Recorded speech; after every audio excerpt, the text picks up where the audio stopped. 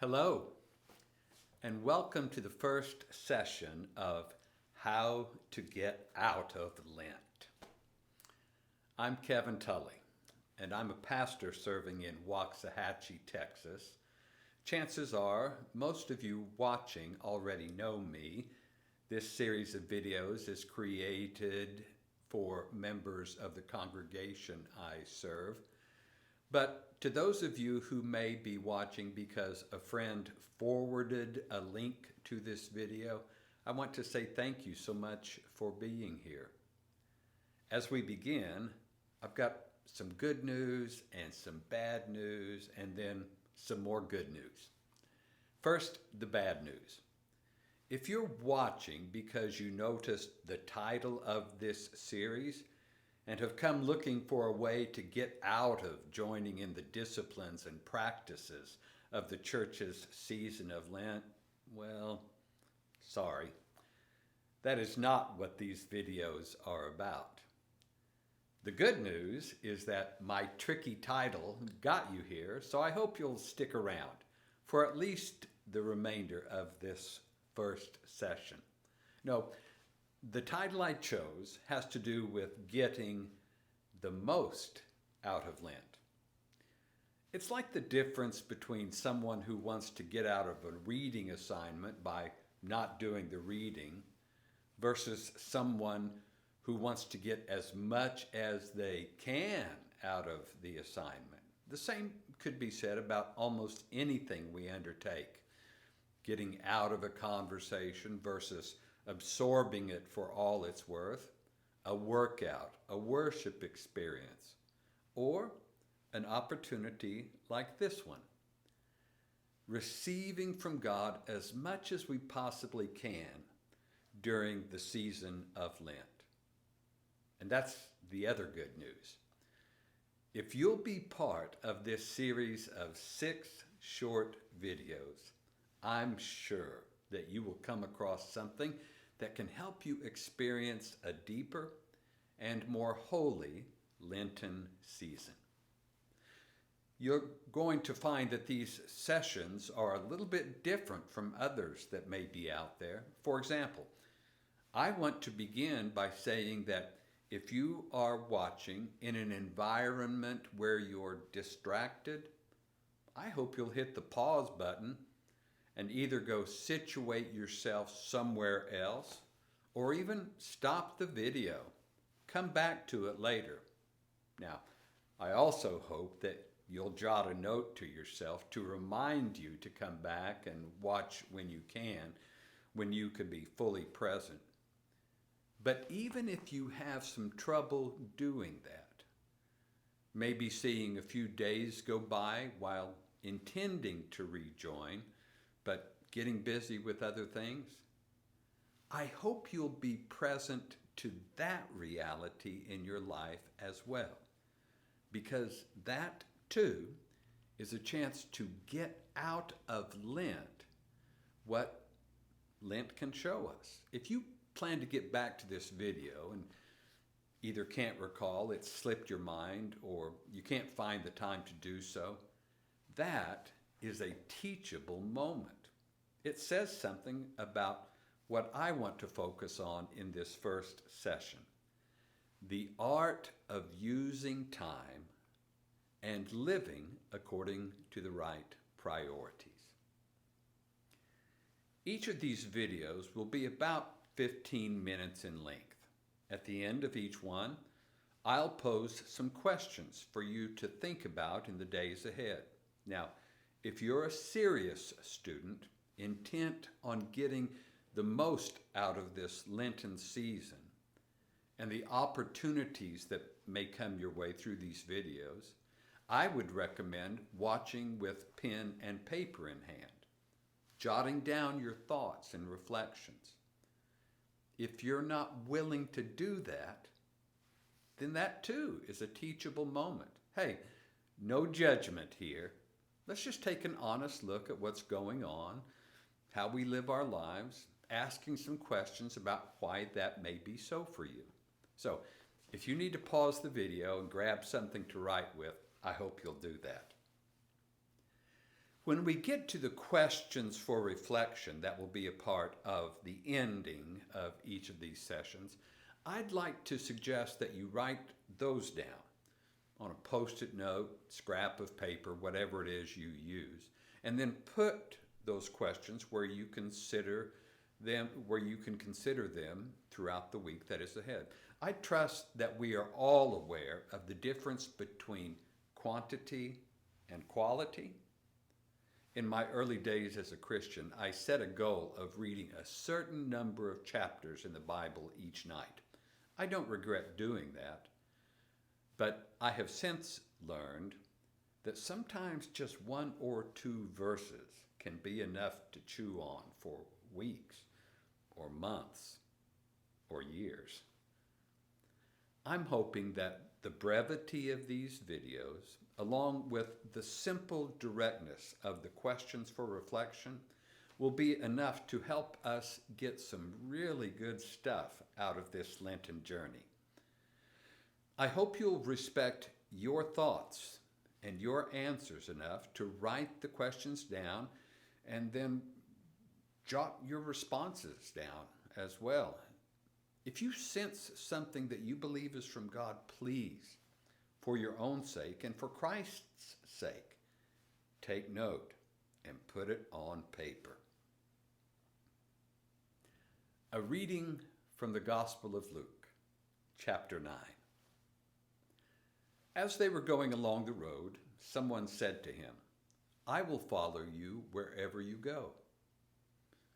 And Jesus said to him, "Foxes have holes, and birds of the air have nests, but the Son of Man has nowhere to lay his head." To another he said, "Follow me." But he said, "Lord, first let me go and bury my father."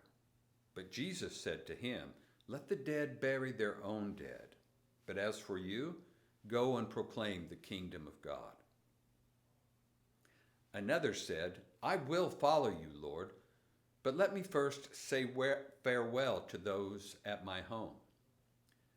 Jesus said to him, "No one who puts a hand to the plow and looks back is fit for the kingdom of God."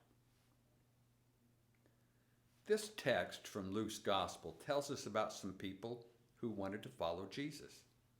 Whenever we come to this passage, it's important to say a word about the man who needed to go bury his father. This does not mean that his dad had died and he needed to go to the funeral. This was a way of saying, I can't really commit until my dad has passed. We could discuss for a long time how unreasonable Jesus seems in this passage. I mean, people have lives to live. The first encounter, when Jesus talks about the life he has chosen without a house or a home to call his own, is a way of saying, take a look. Think seriously about what it means to follow me. There are some difficulties. There are some hardships. There are some inconveniences. It means making some choices. As I said earlier, this video is about using time and living according to godly priorities. There's not a single one of us, I imagine, who doesn't have at least some trouble being true to our priorities. We want to get together with the family, but we've got these other conflicts. We want to call so-and-so and check in on them, but we've got all this other stuff that keeps us busy until late at night, and they're probably already in bed by then. We want to get to worship, maybe be a part of a group that can help us grow in our Christian faith and discipleship. But it would mean having to change some things, or maybe even giving up some things we've already got going on. Benjamin Franklin said, "Dost thou love life? Then do not squander time, for that's the stuff life's made of." But we do squander time, don't we? Now, don't get me wrong. I'm not advocating some slavish kind of busyness, always laboring at accomplishing something, whether spiritual or otherwise. We all need a balance in our lives. And one of the key teachings of ancient Judaism was observance of the Sabbath. time to be intentional about not doing, to rest, to receive. Jesus shows us an example of taking time out for prayer, for naps, for not being with others for a time. What I'm inviting us to consider is the difference between busyness and effectiveness. The question is not about doing. The question is about what we are doing. Everything takes time. Sometimes our progress can happen quickly, sometimes more slowly, but everything takes time. One of the keys to whether we make progress or not has to do with the matter of focused time. Have you ever caught yourself, as I have, reading a book and then realizing that for the past few pages, your mind has been on other things and you have no idea what you've been reading? Or letting our minds wander during a conversation and then realizing that for the past few moments, you haven't heard what the other person has been saying. Our faith and the teachings of the church tell us that there are some pretty reliable ways to get in touch with Christ. John Wesley called them the means of grace because they are these reliable ways that we receive and experience the grace and presence of God.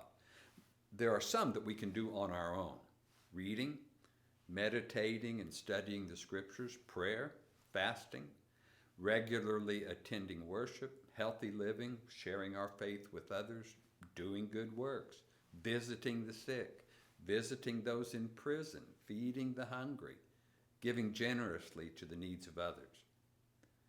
There are some we do with others: regularly sharing in the sacraments, Christian conferencing, which was his term for having a relationship of accountability with someone, having faith-based conversations with others, Bible study with other people, seeking justice, ending oppression and discrimination, addressing the needs of the poor. And the matter of giving ourselves fully, being really present in a focused way, often holds the key to experiencing the grace that God seeks to share.